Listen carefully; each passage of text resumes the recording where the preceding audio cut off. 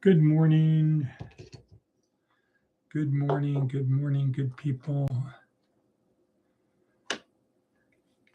My name is Edward Bevilacqua. This is Sunday, February 1st, 2026. Here we are at Department of Career Services G.school. It's Sunday, February 1st. I got to say that again. We are in day 7 of week 1. Day 7 of week 1. Our orientation and overview week is over. Next week, we get into Inside My School-Sized Kingdom, the neuroscience of the 4-week course. The rest is the application of the neuroscience. Let me have a sip of my my everyday dose. It's hot.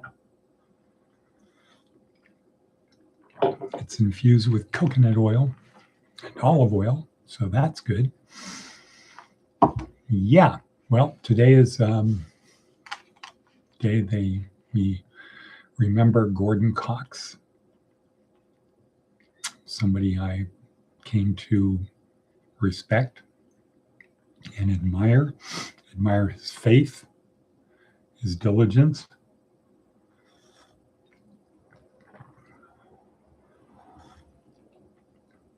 He will be memorialized today at Chief Tecopa Cemetery in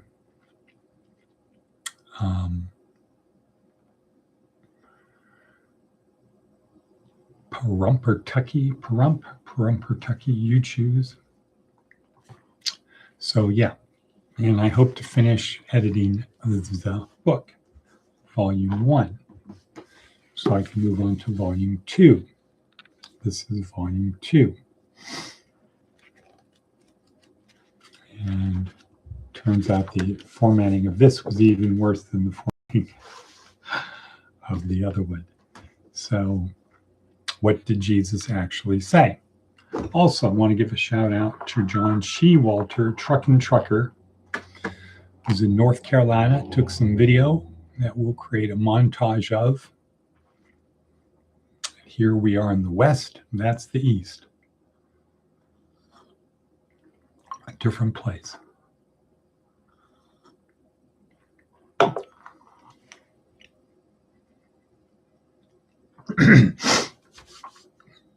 Okay, day 7, week 1.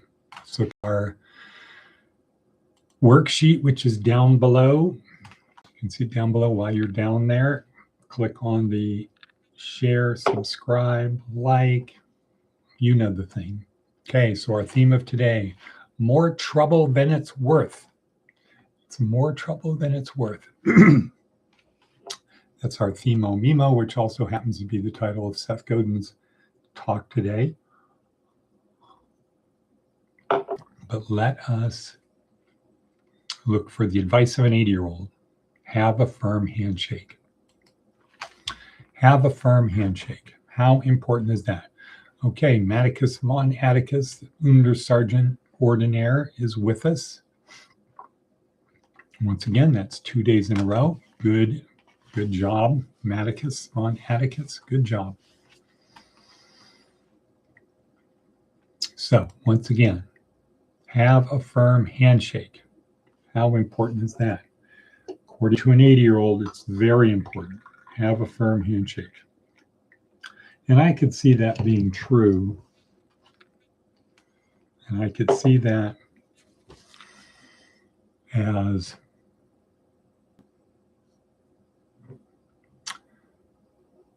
something an 80-year-old would say. Growing up, so that's 12 years older than me, 12 year 40, being born in 45,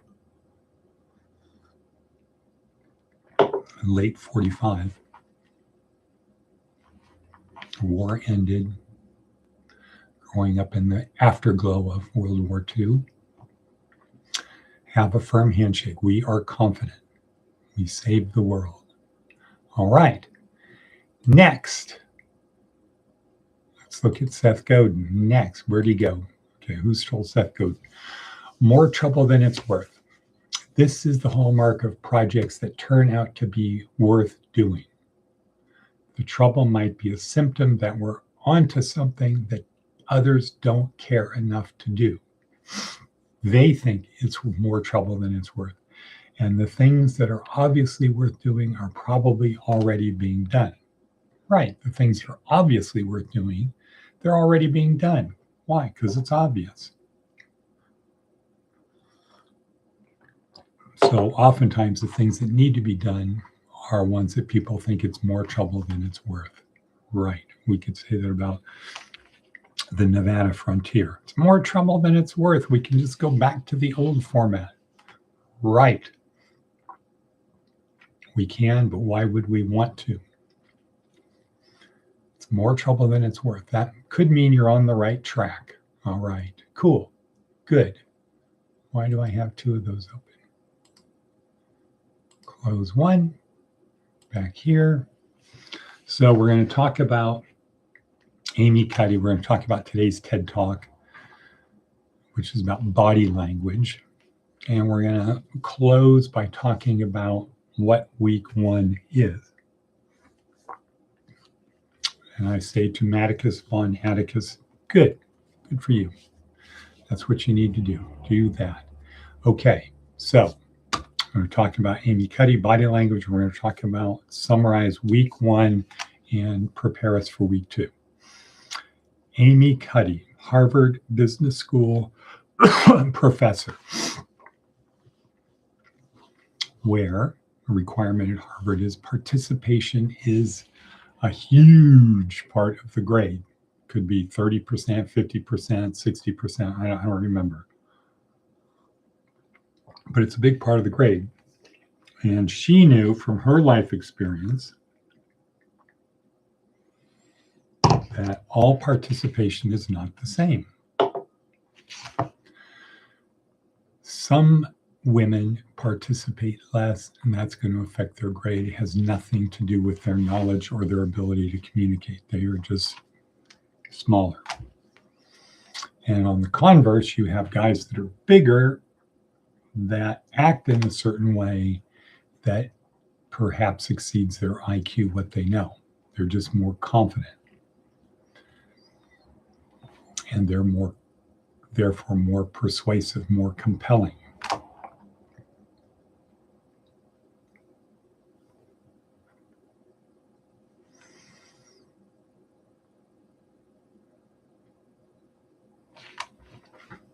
So she noticed this.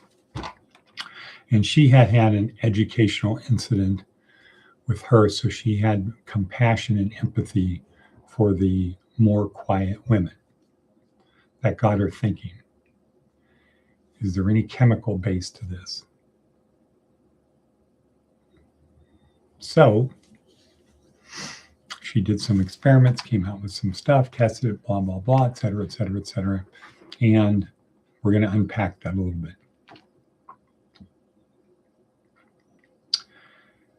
So let's see where to start.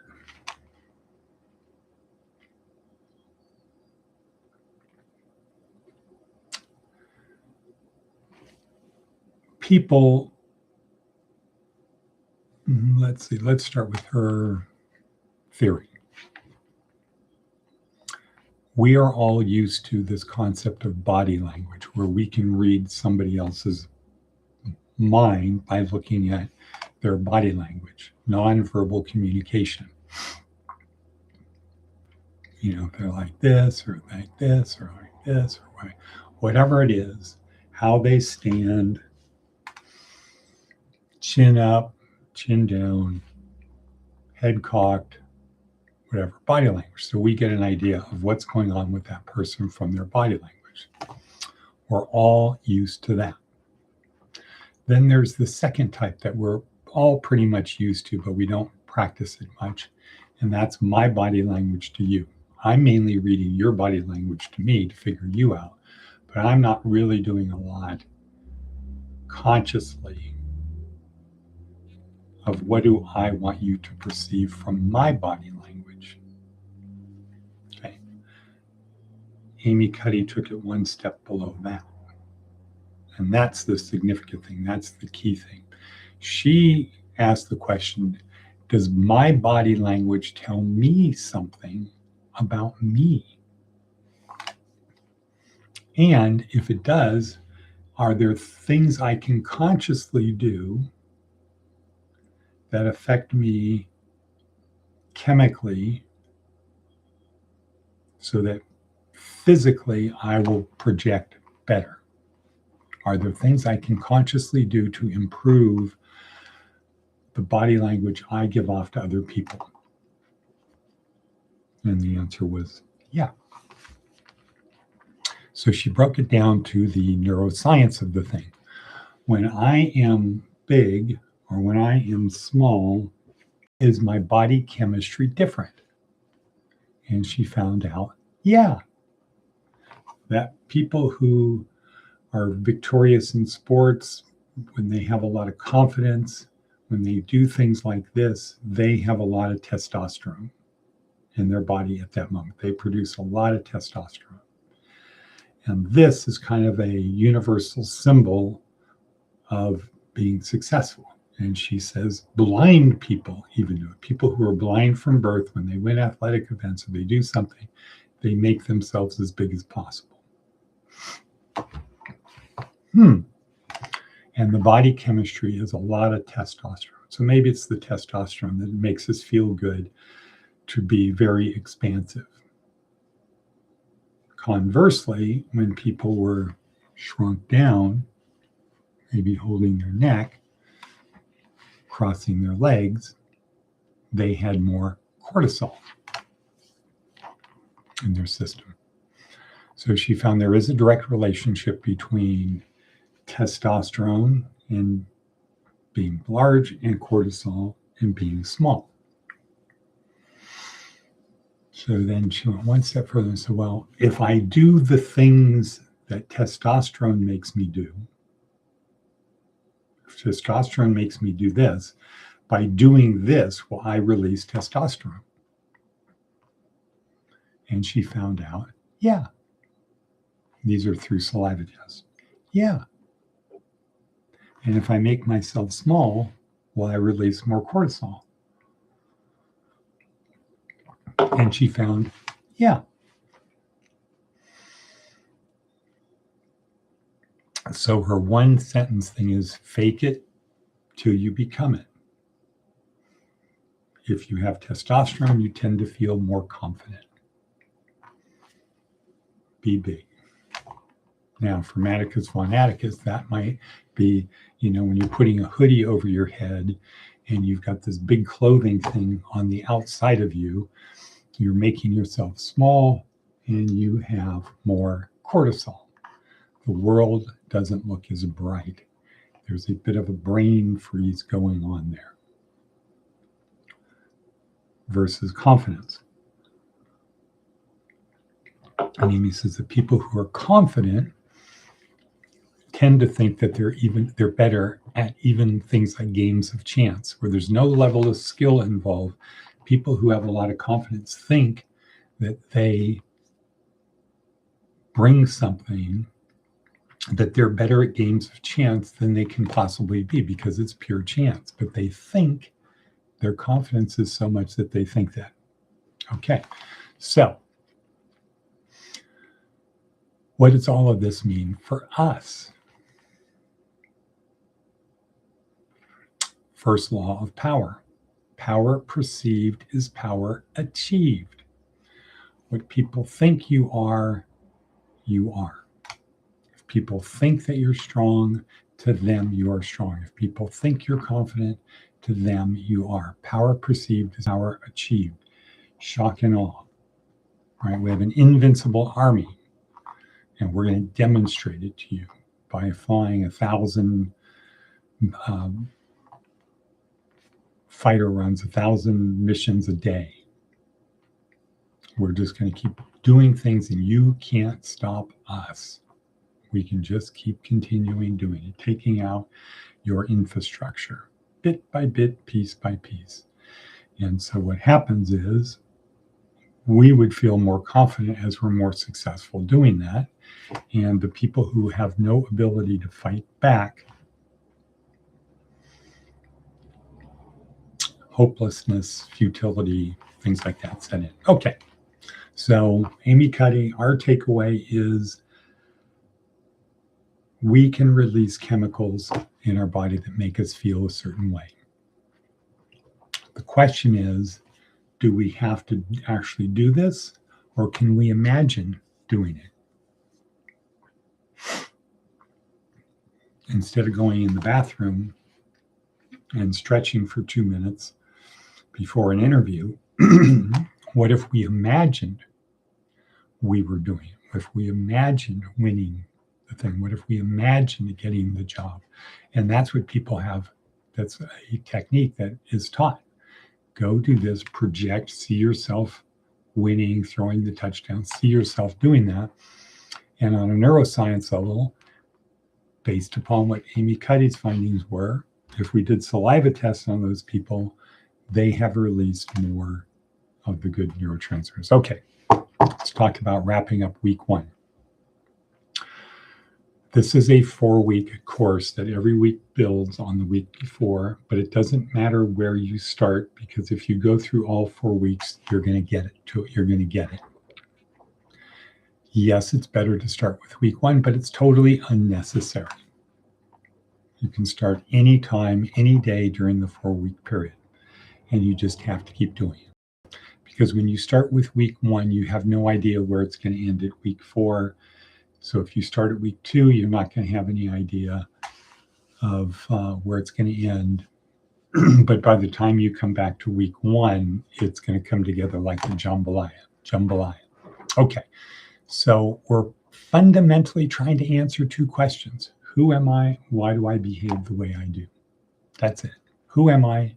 Why do I behave the way I do? From a neuroscience, from a nuts and bolts perspective, from an electrochemical perspective. Who am I? I'm this collection of 100 trillion Brazilian cells, none of which know who I am, none of which care who I am, yet we're able to come together in this body or as this body and have the ability to do incredible things, like figure out what's going on the other side of the universe, things like that. What is the past? What is the present? What is the future? We can do marvelous things because of our brain, because of our body, and our emotions. So we're looking at that from a neuroscience, from a nuts and bolts perspective. Where are these thoughts located in my body, or are they outside of my body? How do I know where they are? And here's a very important thing I want to bring up here. It's called Clarke's fourth law. It's attributed to Arthur C. Clarke, but it's probably not Arthur C. Clarke, but it's attributed to him, Clarke's fourth law, which says for every expert, there's an equal and opposite expert. Everything we do, we try to avoid a Clarke's fourth law problem. We don't say things are true because so-and-so says they're true. We say they're true because if so-and-so said it's true because they broke it down to, okay, I get it.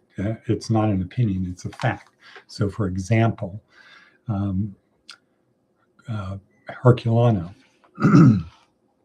what's her name? Doesn't matter.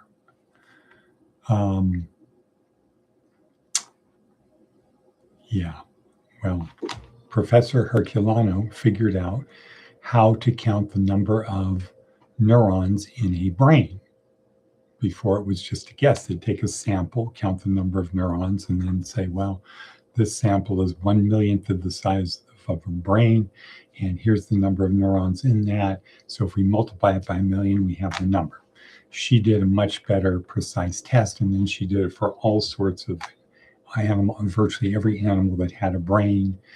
And it was just basically dissolving a brain in detergent, large amount of detergent, mixing it up so it's equally taking out a little eyedrop or a little pipette of fluid, counting the neurons in that, and then multiplying it out for if there's 1,000 neurons, if there's 100 neurons in a drop and there's 1,000,000 drops, then we now have the answer. There's 500 million neurons.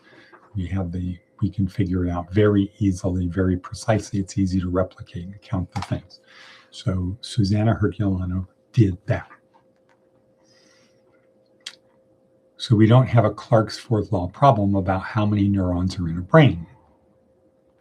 It's something everybody can agree to. There's no disagreement. Clark's fourth law is for every expert, there's an equal and opposite expert, like who is God? Who is God? You ask a Hindu, a Buddhist, a Baha'i, a Protestant, a Catholic, a Lutheran, a Mormon, you'll get different answers. No one will give you the exact same answer. There would be this fuzzy atomic, like an atom, where it's either a wave or a particle, but you won't have everybody agrees this is what God is, precisely. Okay, we've gone over our time. Let's get ready for week 2, starting tomorrow. Inside my skull-sized kingdom, we'll say and cut and Maticus von Atticus. I'm going to try to get out there today after 1. Cut.